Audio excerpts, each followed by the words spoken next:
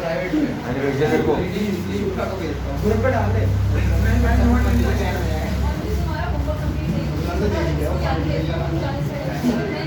हो गया आप लोग का? पेपर दे दो मुझे कोई, पेपर डिस्कस कर लेते हैं। तो क्या तेरे पे आ गया? पेपर पास करो। तू तो सही नहीं करा। सुनो, अरे सीधे हो जाओ। क्वेश्चन नंबर 1 में एक बार और देखो, आपको आपको बोला गया है क्वेश्चन नंबर 1 में बोला गया फाइंड करना है 1 minus 10 theta by 2 10 theta by 2 1 and 1 10 theta by 2 and minus 10 theta by 2 and 1 और बोला इसका इनवर्स है। ठीक है, आपको अगर दिखाई दे रहा है तो ये दोनों मैट्रिसेस में आपको एक चीज कॉमन दिखाई दे रही होगी। सीरियस होकर देखो, आपको इन दोनों मैट्रिसेस में कुछ एक चीज कॉमन दिखाई दे रही होगी। वो क्या है, क्या आप मुझे बता सकते हो देखकर? हाँ, क्या दिखाई दे रहा है? 1 0 0 1 0 0। अगर मैं इस मैट्रिसेस को A एज्यूम कर लेता हूँ 1 minus 10 theta by 2 10 theta by 2 1 और मैं इसी मैट्रिसेस का ट्रांसपोज निकालता हूँ तो it become 1 minus 10 theta by 2 10 theta by 2 और कितना आएगा 1 आएगा। आया समझ, है ना? यानी कि इस मैट्रिसेस का ट्रांसपोज निकालने के बाद उसका इनवर्स निकाल दो। इस मैट्रिसेस का ट्रांसपोज निकालने के बाद उसका इनवर्स तो आपको समझ में आता होगा कैसे निकालते हैं। इनवर्स निकालने के लिए क्या मेथड हम फॉलो करते हैं? ये जो A कॉम्प्लीमेंट आया है इसी का मैं डिटरमिनेंट फाइंड आउट कर देता हूँ। डिटरमिनेंट निकालेंगे तो क्रॉस मल्टीप्लाई जाएगा, means 1 10 theta by 2 minus 10 theta by 2 1। Simplify करेंगे तो it become 1 plus 10 square theta by 2 and 1 plus 10 square theta by 2 is equal to sec square theta by 2। ये बना मेरे पास 1 plus 10 square theta by 2 is equal to sec square theta by 2। Clear? अब अगर हम लोगों को इनवर्स फाइंड आउट करना है तो उसके लिए जो फॉर्मूला होता है वो होता है मेरे पास क्या, 1 upon determinant of A into adjoint of A होता है।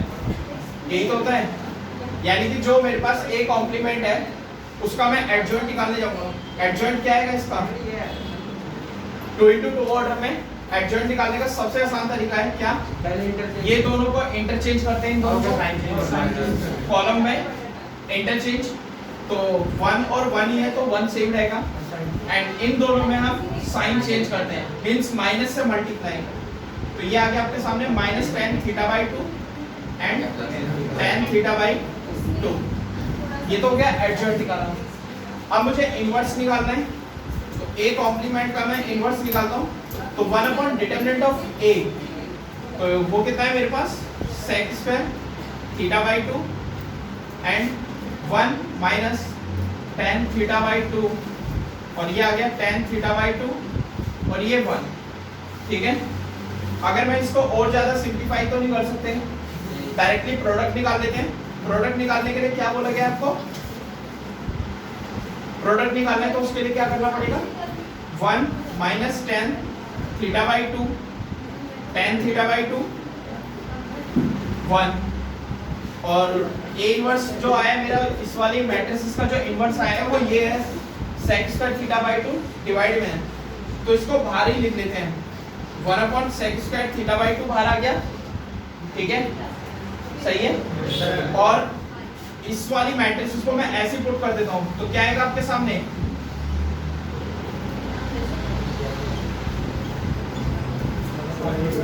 इन दोनों का प्रोडक्ट निकाले तो क्या आएगा, 1 upon sec square theta by 2 row और कॉलम मल्टीप्लाई तो 1 and minus 10 square theta by 2। ये वाला रो माइनस 10 थीटा बाई 2 और ये भी minus 10 theta by 2, minus minus plus तो ये आ गया माइनस का 2 tan थीटा बाई 2। इसके बाद ये वाला कितना आएगा, ये वाला रो और ये कॉलम किससे मल्टीप्लाई होगा, नीचे वाले रो से tan और 1 tan थीटा बाई 2 और ये भी tan थीटा बाई 2। तो ये बन गया आपके सामने 2 tan theta by 2 minus tan square theta by 2 and ये प्लस 1। तो इसको मैं डायरेक्टली ऐसे लिख सकता हूँ 1 minus tan square theta by 2 के फॉर्म में।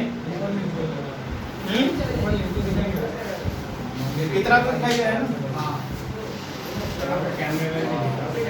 नीचे दिखाई दे रहा है तुम लोग, नीचे वाली सर मुंडी लिखी है देखिए है ना। आगे लो।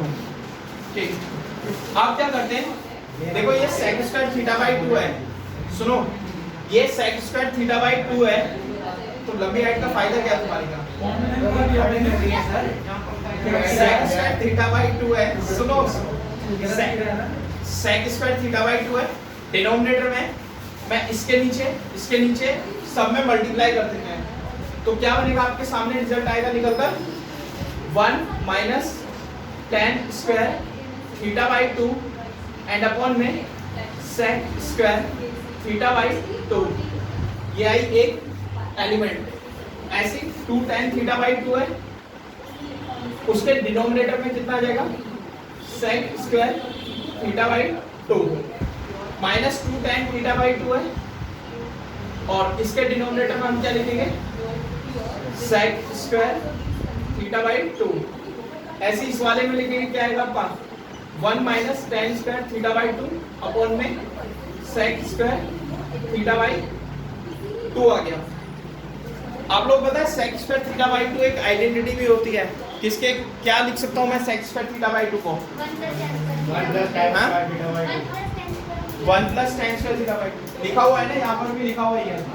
अगर मैं सब जगह ये लिख दूं, सब जगह देखो 1 minus tan square theta by 2 आया अपॉन में 1 plus tan square theta by 2, denominator में ये वाली वैल्यू भी सेम रहेगी 2 tan थीटा बाई 2 अपॉन में 1 plus tan square theta by 2 minus का 2 tan थीटा बाई 2 अपॉन में 1 plus tan square theta by 2 1 minus tan square theta by 2 अरे एक नंबर का है ना ये 1 plus tan square theta by 2 चलो छोड़ कर 1 minus tan square theta by 2 upon 1 plus tan square theta by 2 एक आइडेंटिटी होती है। साइन 2 है ये एक नंबर का ही cos 2 थीटा की आइडेंटिटी बताई थी, वो क्या होती है हमारे 1 पास minus tan square theta 1 minus tan square theta 1 plus tan 1 plus tan square theta. अगर मैं इसी का एंगल हाफ निकालना चाहूँ तो एंगल हाफ में सही है, और मैं अगर sin 2 थीटा की वैल्यू निकालना चाहूँ इन टर्म्स ऑफ tan में तो होती है 2 tan theta 1 plus tan square theta by 2 हो जाएगा। अगर एंगल हाफ किया तो सब जगह, तो ये कितना बन गया आपके सामने cos थीटा, और ये माइनस sin थीटा, ये sin थीटा, और ये cos थीटा। अंदर आएगा 1 डिटरमिनेंट भी निकालना है इसका डिटरमिनेंट हमें फाइंड आउट करना है। 20 मिनट का सर हमने इसका ट्रांसपोर्ट नोट कर रहे हो या फिर फोटो खींच टैग कर रहे फोटो की डैमेज निकालना चाहता हूं। हो? आगे बताओ क्या करते हैं? हाँ राउत स्लॉट क्या है ओए तेरा स्लॉट क्या है तेरा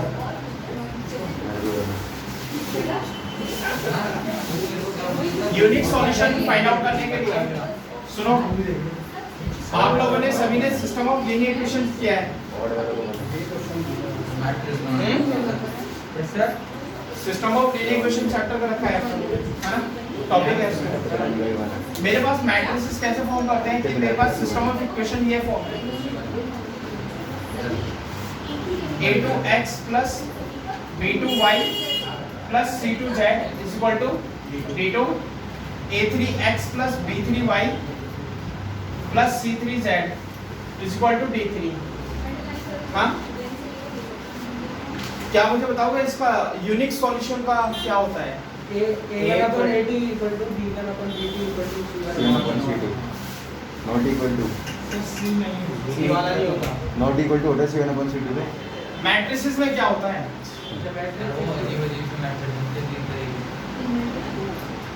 मैट्रिक्स में होता है इसका आंसर बी है। जब ऐसे फॉर्म में लिखूं अगर मैंने अगर इससे एक मैट्रिसेस फॉर्म करी तो फॉर्मेशन जो आती है वो x का कोएफिशिएंट होता है, वो फर्स्ट कॉलम आता है आपका। जो y का कोएफिशिएंट होता है वो सेकंड कॉलम आता है, और जो z का कोएफिशिएंट होता है वो आपका थर्ड कॉलम आता है आपके सामने। ठीक है, आप लोगों को याद हो तो जब कभी हम मैट्रिसेस यानी इसका डिटरमिनेंट अगर मैं फाइंड आउट करता हूँ तो दो चीज पॉसिबल होती हैं। एक तो होती है डिटरमिनेंट a इक्वल टू 0 आ जाता है, और एक होता है determinant of a not equal to 0। जब determinant of a equal to 0 आता है तो उसको बोलते हैं हम क्या?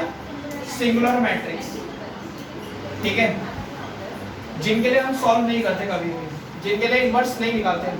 ठीक है, लेकिन जिसमें determinant of a not equal to 0 आता है तो उसमें बोलते हैं हम क्या? नॉन सिंगुलर मैट्रिक्स बोलते हैं। ये जो नॉन सिंगुलर मैट्रिक्स होती है इन्हीं का हम यूनिक सॉल्यूशन निकालते हैं, यही यूनिक सॉल्यूशन देते हैं। आपको याद है determinant a not equal to 0 आने के बाद ही आप क्या करते थे? एक बी मैट्रिक्स इंपोज करते थे यहाँ से। वो आती थी आपके क्या? जो आरएचएस में सॉल्यूशन थे, d1 d2 d3, and third एक x बनता था, वो वेरिएबल आते थे हमारे x y z, और उसके बाद हम सॉल्व करते थे, फॉर्मूला अप्लाई करते थे x equal to a inverse b का, और इससे हमारी x y और z की यूनिक वैल्यूज आती थी। समझे? तो हम लोग यूनिक सॉल्यूशन में कौन सा कंक्लूजन लेते हैं? Determinant a not equal to 0।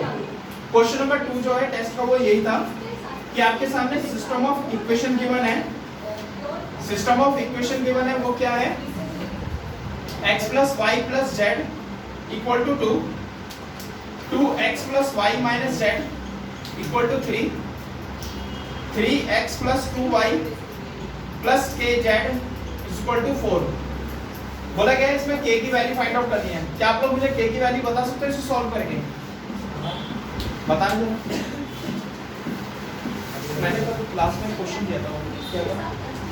कल की क्लास में क्वेश्चन, कल की क्लास में दिया पहले छुट्टी दी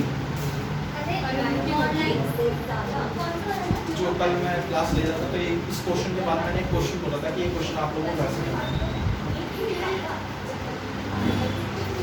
स्क्रीनशॉट लेते हो या नोट करते हो कॉपी में? कॉपी में बैकलाइन हो गया है।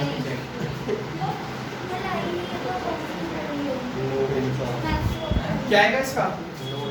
आप लोग मैट्रिसेस A बनाई हम लोगों ने 1 2 3 1 1 2 1 minus 1 एंड k, और मैंने इस मैट्रिक्स का डिटरमिनेंट A रखा, और इस डिटरमिनेंट A की वैल्यू जो होगी वो नॉट इक्वल टू 0 होगी। सॉल्व कर लेते हैं। जैसे फर्स्ट इस वाले एलिमेंट के अलॉन्ग एक्सपेंड करते जाओगे तो वो आएगा आपके सामने k plus 2 minus 1 bracket it's 2k and plus 3 and last वाला element is 1 4 minus 3 and value becomes not equal to 0। ठीक है, सॉल्व कर लेते हैं। कितना आएगा आपके सामने? k plus 2 minus 2k minus 3 and plus 1 not equal to 0। Solve करते हुए कितना आएगा? 2 में से 3 का -1 plus 1 0, तो ये बन गया 2k में से minus k is not equal to 0, then k is not equal to 0। एक ऑप्शन था आपके सामने not equal to 0 का, ये करेक्ट आंसर था। तो ये क्या करा आपने? k plus 2 2k plus 3 4 minus 3। ये तो डिटरमिनेंट का एक्सपेंड किया मैंने फर्स्ट रो में। ठीक है, ये डिटरमिनेंट को मैंने एक्सपेंड किया फर्स्ट रो में। डन। क्वेश्चन नंबर 3 देखो, टेस्ट का क्वेश्चन नंबर 3। इसका तो हमारा भी आ रहा था। क्वेश्चन नंबर 3 में बहुत ही सिंपल क्वेश्चन है। बोला है आपको एक डिटरमिनेंट गिवन है जिसमें एक c की वैल्यू आपको गिवन है 2 into cos थीटा, है ना?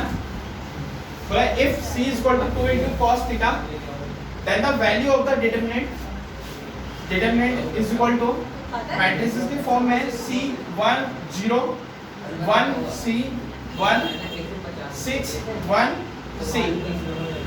करना कुछ नहीं है, डिटरमिनेंट की बात की गई है तो मैं लो डिटरमिनेंट में रख देता हूँ स्वैनी वैली को, मैट्रिसेस को, और डिटरमिनेंट आते के साथ ही मैं इसको क्या करूंगा, एक्सपेंड कर दूंगा। एक्सपेंड करने के लिए मैं फर्स्ट रो के अराउंड ही जाऊंगा, तो इस वाले C के अराउंड जाएगा तो वैल्यू कितनी आएगी आपके सामने, C स्क्वायर माइनस 1 ब्रैकेट, तो 1 multiply by C and -6 into C, clear.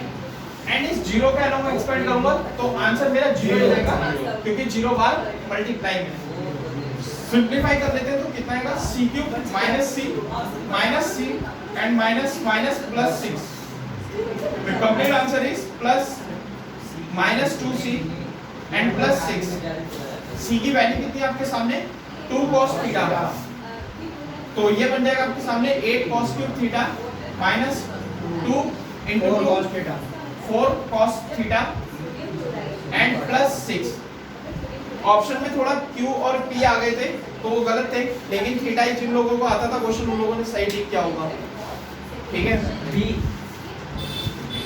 सही है। सुनो आगे बोला है, क्वेश्चन नंबर 4 है आपके पेपर का ही, बोला if a square minus a plus i for identity matrix है and equal to 0, then the inverse of a inverse आपको फाइंड आउट करना है किसके इक्वल हो सकता है। आपको याद हो तो हम लोग ऐसे क्वेश्चन करते थे, और इसमें क्या होता था, आपको a मैट्रिसेस एक गिवन होती थी इस तरह के फॉर्मेट में, उसके बाद आप क्या करते थे, a इनवर्स से multiply on both the sides.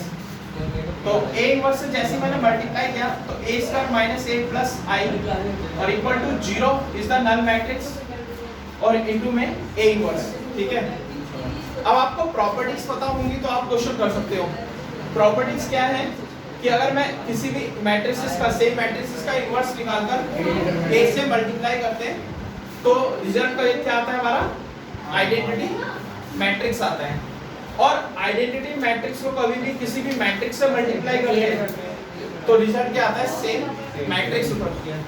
तो a इनवर्स को जैसे ही मैंने अंदर मल्टीप्लाई किया तो a स्क्वायर ब्रेक हुआ a इनटू a में, माइनस फिर a इनवर्स को मल्टीप्लाई किया मैंने इस a से तो a प्लस में, फिर a इनवर्स i से multiply a inverse i and equal to 0 into a inverse 0। a inverse और a मल्टीप्लाई हुआ तो क्या आया, i identity matrix into a minus a inverse into i a inverse और equal to 0। अगर मैं इसमें सिंपलीफाई देखूं तो आइडेंटिटी मैट्रिक्स और मैट्रिक्स है, मल्टीप्लाई करते तो क्या आता है आपका, हमेशा सेम मैट्रिक्स आती है। तो a minus i plus a inverse is equal to 0। हमें a इनवर्स की वैल्यू फाइंड आउट करनी है तो a इनवर्स रखा, a इधर जाएगा तो माइनस का a जाएगा और i प्लस का है, तो complete answer is i minus a। Option number D is correct.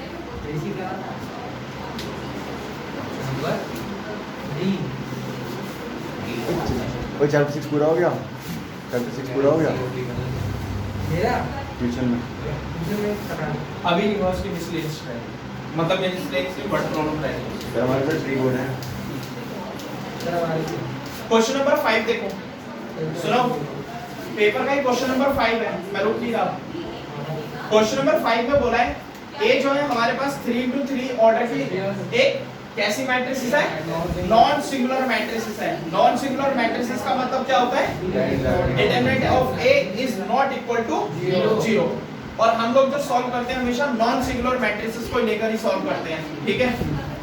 अब बोला क्या कि ए और ए ट्रांसपोज अगर मैं निकालता हूं वो इक्वल टू है ए ट्रांसपोज इनटू आई ए, ये गिवन है क्वेश्चन में।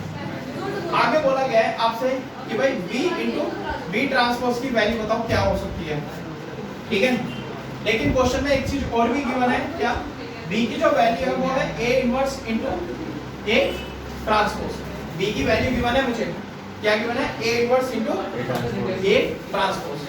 तो मैं अगर वैल्यू पुट करने जाता हूं, देखो इसकी वैल्यू निकालनी है मुझे, मैंने क्या करा, b की जगह b की वैल्यू पुट करते हैं, कितनी आएगी, a इनवर्स a ट्रांसपोज।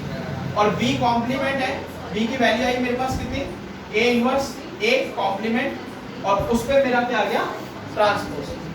आप लोगों को याद हो तो मैंने जब सिमेट्रिक और इसकी सिमेट्रिक बताए थे तो मैंने बताया था कि जब हम a और b मल्टीप्लाई में और उसका ट्रांसपोज निकालते हैं तो इक्वल टू आता है आपका किसके, b ट्रांसपोज a ट्रांसपोज के इक्वल आता है, याद है, करा था हम लोगों ने, मैट्रिसेस में ही करा था ये, है ना। उसके बाद हमने क्या करा, जैसे a इनवर्स का ट्रांसपोज है, मैंने क्या करा, a inverse as it is, a complement as it is, तो ये a कॉम्प्लीमेंट तो ऑलरेडी है और उस पे भी कॉम्प्लीमेंट लग गया एंड a इनवर्स पे मेरा क्या लग गया, ये कॉम्प्लीमेंट लग गया, ठीक है। अब अगर मैं किसी मैट्रिक्स का मुझे ट्रांसपोज है और उसका भी ट्रांसपोज निकालते हैं तो घूमकर क्या आता है, सेम मैट्रिसेस एक एक को बनता है। और सेकंड प्रॉपर्टी कहती है कि एक और प्रॉपर्टी होती है, नोट बाद में करना होगा, अगर मैं a इनवर्स है और उसका मैंने ट्रांसपोज निकाला तो क्या होता है कि a ट्रांसपोज पहले और इनवर्स ऊपर हो सकता है तो भी सही है, ठीक है। ये प्रॉपर्टी हम लोगों ने दो पढ़ रखी थी पहले, तो वही चीज मैं यहाँ पर फॉलो करूंगा। देखो a inverse as it is, a complement as it is रहा, a कॉम्प्लीमेंट का कॉम्प्लीमेंट है तो एक एक को लाया, a इनवर्स है तो इट मींस a कॉम्प्लीमेंट और उस पे भी मैंने क्या रख दिया, इनवर्स पुट कर दिया, ठीक है। अगर मुझे दिखाई दे रहा है तो क्वेश्चन में कि ये जो है a कॉम्प्लीमेंट और a कॉम्प्लीमेंट और a किसके इक्वल है क्वेश्चन में, a इनटू a ट्रांसपोज, तो a inverse a into a transpose और ये मेरे पास रह गया a कॉम्प्लीमेंट पे इनवर्स का, ठीक है। अब मैं क्या कर सकता हूँ, a और a कॉम्प्लीमेंट आ चुका है, ठीक है। तो आपको दिखाई दे रहा है क्या करें, a इनवर्स है और a है। अगर मैं सेम मैट्रिक्स है, आपको प्रॉपर्टी याद हो, मैंने बताया था कि कभी भी a इनवर्स और a किसके इक्वल होता है, आइडेंटिटी मैट्रिक्स के इक्वल होता है। तो मैंने यहाँ पर क्या रख दिया, इसकी जगह वैल्यू i और a complement as it is और a कॉम्प्लीमेंट पे इनवर्स सेम रहेगा। आपको पता है i और a कॉम्प्लीमेंट मल्टीप्लाई करेंगे तो क्या आएगा, सेम मैट्रिक्स आएगी और उसके बाद आपका कॉम्प्लीमेंट और उस पर क्या आएगा, इनवर्स आ रहा है, ठीक है।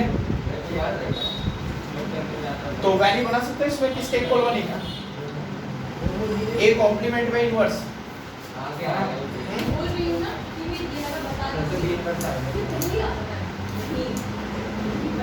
बोलो बी इनवर्स कैसे बनेगा,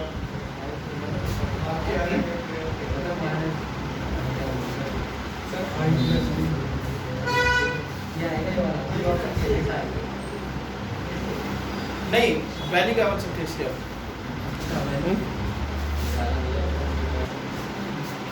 अरे प्रॉपर्टी लगा दो ना, सीधी सी बात है। जैसे a इनवर्स का लगाया मैंने, a कॉम्प्लीमेंट और ये आया a इनवर्स और इसमें कॉम्प्लीमेंट है। अगर मेरे पास ये प्रॉपर्टी बननी है तो इसको घुमाकर ऐसे नहीं लिख सकता क्या मैं, हाँ क्या लिख सकता हूँ इसको मैं, इट बिकम a इनवर्स और ये a उस पे कॉम्प्लीमेंट, तो किसके इक्वल बन गए, हाँ अभी a इनवर्स a किसके इक्वल होता है, हाँ A inverse a inverse a किसके इक्वल होता है, i और i का कभी भी अगर ट्रांसपोज निकालेंगे तो किसके इक्वल आएगा, तो क्या ऑप्शन है यहाँ, b, तो b क्यों बोले जा रहे हो बार बार, b इनवर्स सही। क्वेश्चन नंबर 6 देखो, रुको सर, रुको।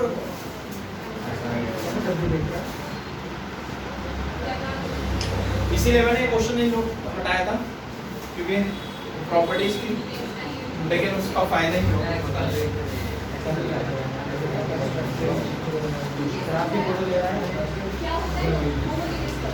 आप लोगों को क्वेश्चन नंबर 6 जो है बड़ा ही सिंपल क्वेश्चन है। डिस्टेंस के लिए डिस्टेंस फॉर्मूला आप लोगों को पता है क्या होता है, डिस्टेंस फॉर्मूला हम लोग अगर दो पॉइंट के बीच में निकालना हो तो कैसे निकालते हैं, under root x2 minus x1 का whole square plus y2 minus y1 का होल स्क्वायर। मुझे जो डिस्टेंस फाइंड आउट करना है, मां के गलती से आया ये। मुझे क्वेश्चन नंबर 6 में जो डिस्टेंस फाइंड आउट करना है, ये पॉइंट तो गिवन है मुझे P और ये पॉइंट जो गिवन है 1,1 है।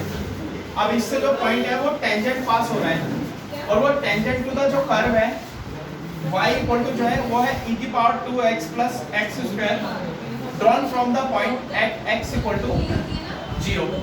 तो आपको याद है मुझे पॉइंट फाइंड आउट करना है, तो कैसे निकालते थे हम लोग? डिफरेंशिएशन करते थे और उसके बाद हम क्या करते थे? डिफरेंशिएट करने के बाद क्या करते थे? इक्वल टू 0 रखते थे। इक्वल टू 0 क्यों रखोगे? यहाँ पर तो x इक्वल टू 0 ही देखा है।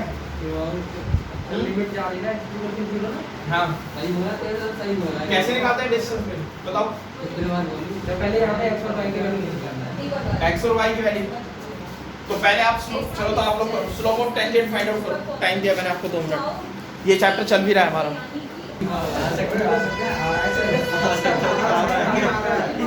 सुनो, 11th क्लास में स्ट्रेट लाइन किस किसने सीखा था?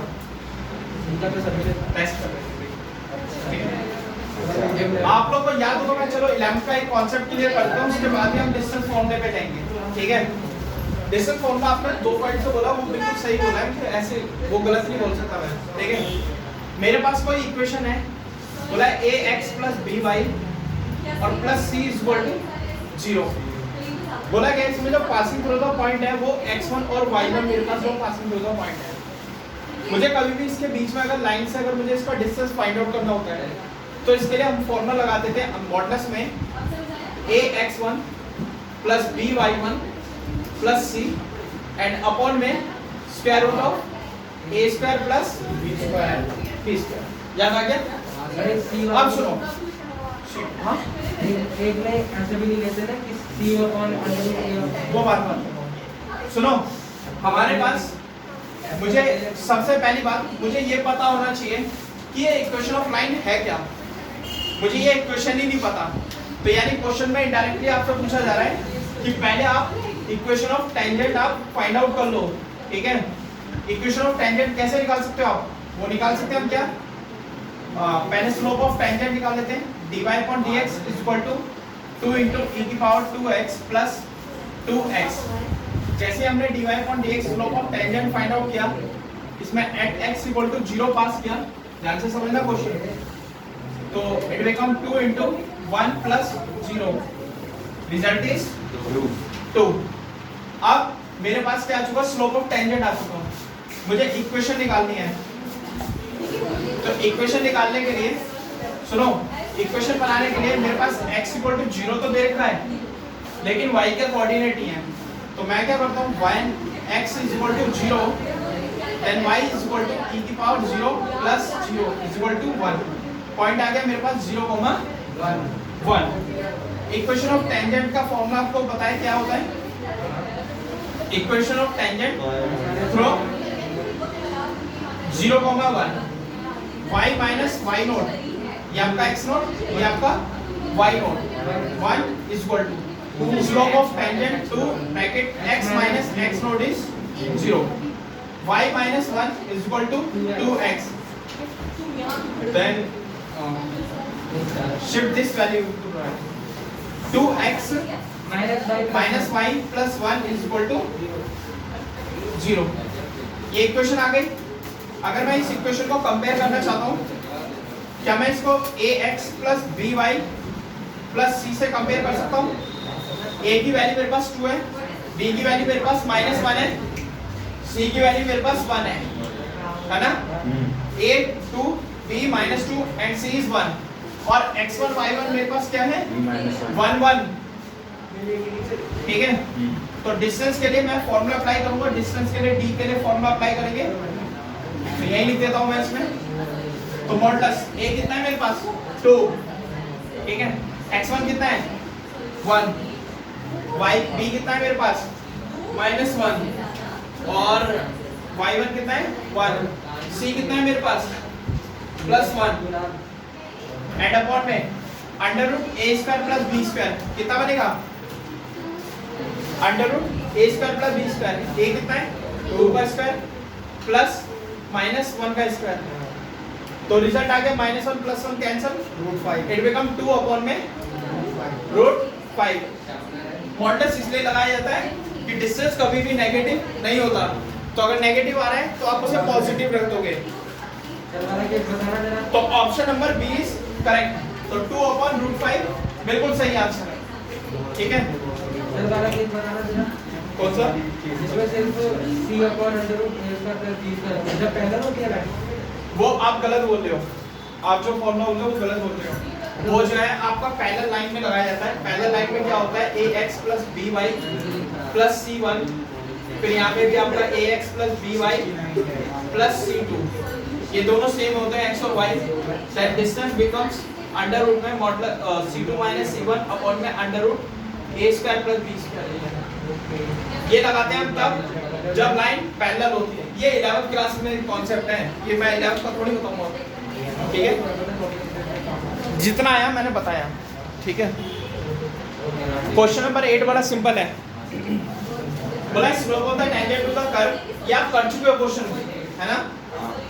बड़ा सिंपल है, slope of tangent find out कर देना है और उसमें जो कोऑर्डिनेट है मेरे पास 1,4 वो पास करने हैं और सीधे वैल्यू आपकी निकल जाएगी। तो इससे मैं डिस्कस नहीं करना चाहता। ठीक है, if the curve represent parametrically by the two equations x = and y = तो अभी हम इसमें कुछ जजमेंट नहीं कर सकते, ऑप्शन के अकॉर्डिंग हमें जाना पड़ेगा इस क्वेश्चन में। मैं जरा बात क्वेश्चन नंबर 9 में डिस्कस करना चाहूंगा। ठीक है, क्वेश्चन नंबर 9 रीड करो सब लोग।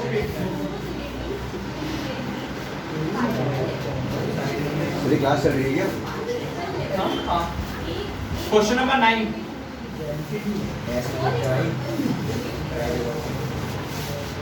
क्वेश्चन नंबर 9 रीड कर लिया आप लोगों ने? Yes sir.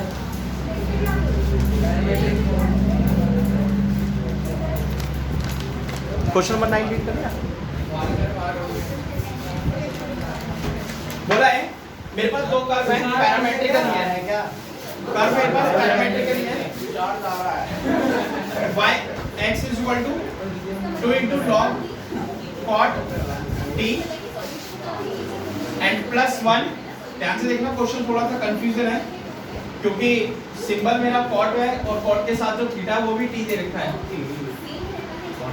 tan t + cot t आ गया। तो कर सकते हैं इस क्वेश्चन को। पहला पैरामीटर के लिए तो पहले हम इसको डिफरेंशिएट पैरामीटर की तरफ से करेंगे। x का डिफरेंशिएट करेंगे dx/dt, it become 2 * log 1 cot t, और cot का डिफरेंशिएशन होता है माइनस का cosec स्क्वायर t, तो ये आ गया माइनस का 2 cosec square t and upon cot t। मैं इसको सिंपलीफाई कर तो सकता हूँ, लेकिन जब तक मुझे y नहीं पता होगा तब तक मैं ये नहीं आइडिया लगा सकता कि इसे सिंपलीफाई करना कितना है। ठीक है, मैं cosec को sin लिख सकता हूँ, cosec में आइडेंटिटी 1 + cot स्क्वायर t लिख सकता हूँ, तो मुझे ये नहीं पता करना क्या है। तो उसके लिए मुझे y सॉल्व करना बहुत जरूरी है। y के लिए हम क्या करेंगे, जैसे मेरे पास y गिवन है, y को डिफरेंशिएट कर लेते हैं विद रिस्पेक्ट टू t में। tan का डिफरेंशिएशन पता है आपको, sec square t, and cot का होता है माइनस का cosec स्क्वायर t। तो मेरे हिसाब से मुझे लगता है कि इसे सिंपलीफाई sin और cos की टर्म में ही करना ज्यादा बेटर रहेगा, है ना? जब मैं sin और cos की टर्म में लिखता हूँ तो इसको ये बनता है मेरे पास क्या, 1 cos square t 1 sin square t, तो it becomes sin square t minus cos square t and upon में sin square t into cos square t। यह है मेरे पास dy/dt। dx/dt को सॉल्व करने जाते हैं sin और cos के टर्म में, तो क्या बनेगा cos/sin। तो क्या बन सकता है माइनस का 2 अपॉन में sin t into cos t। यह है मेरे पास क्या dx/dt। मुझे निकालना है क्या, slope of tangent. Then dy/dx becomes dy/dt ऊपर पुट करते हैं sin square t minus cos square t and upon में sin square t into cos square t and upon में -2 अपॉन में sin t इंटू में cos t।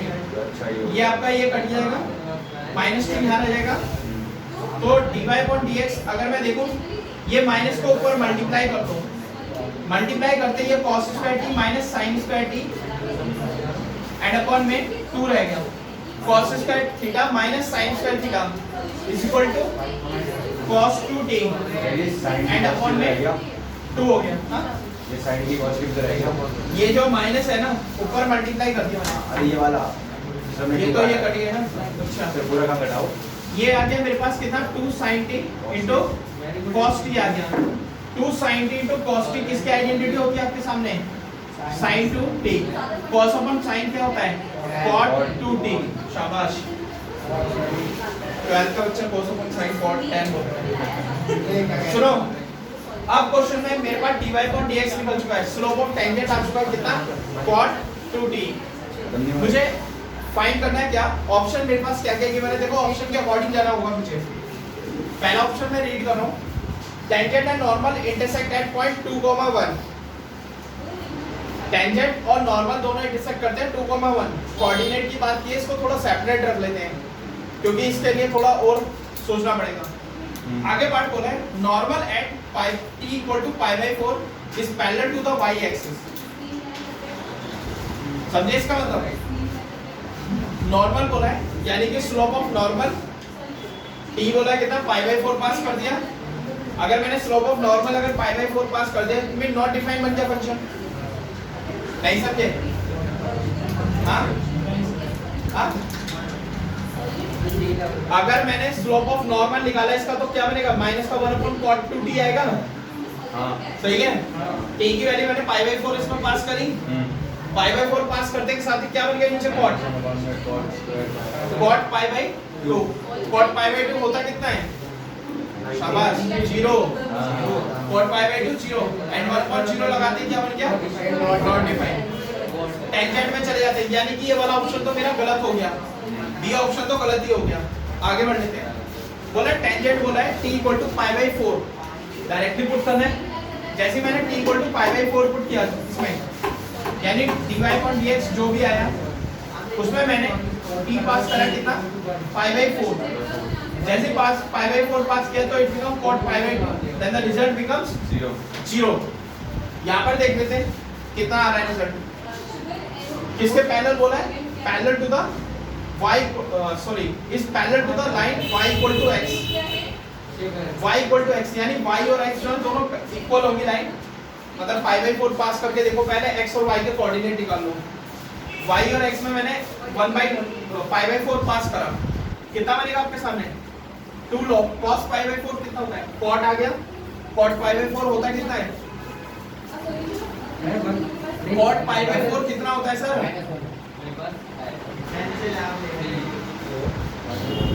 मेरे पास t की value मुझे बोला है π/4 पास करनी है, t की वैल्यू कितनी पास करनी है, π/4। x निकाला 2 इंटू में log cot की वैल्यू π/4, t की वैल्यू π/4, तो cot π/4 इज 1 और cot अगर जैसी cot π/4 1 पुट करा log 1 की वैल्यू कितनी होती है 0, तो ये तो खत्म हो गया, ये भी खत्म, बचा +1 इक्वल टू आंसर आया 1। आगे बढ़ते हैं, जैसे मैंने y में π/4 पास करा, tan π/4 is 1 and cot π/4 is 1, 1 और 1 बना 2। क्या x equal to y still अभी भी आप मुझे बोलोगे इक्वल है, यानी कि सी ऑप्शन भी गलत हो गया। लेकिन अगर मैं डी ऑप्शन देखता हूं, बोला tangent at t equal to π/4 is parallel to the x axis. जब मैंने टेंजेंट निकाला, टेंजेंट कितना है मेरे पास, 0 आया। 0 आने के बाद और मैंने x एक्सिस पर गया, x एक्सिस पर देखा तो मेरी वैल्यू कितनी आ रही थी, 1। कितना आ रही थी x एक्सिस पर, 1। क्या 1 और 0 इक्वल है, हाँ 1 और 0 इक्वल है, नहीं है, तो हो नहीं सकता, यानी ऑप्शन नंबर कौन सा रहेगा आपका correct, A option. A option ही छुड़वाया था मैंने, डी तो मैंने बोला कि इतना होगा, ए ऑप्शन ही बोला था मैंने, ठीक है, एक ही मैंने छुड़वाया था और यही आंसर है।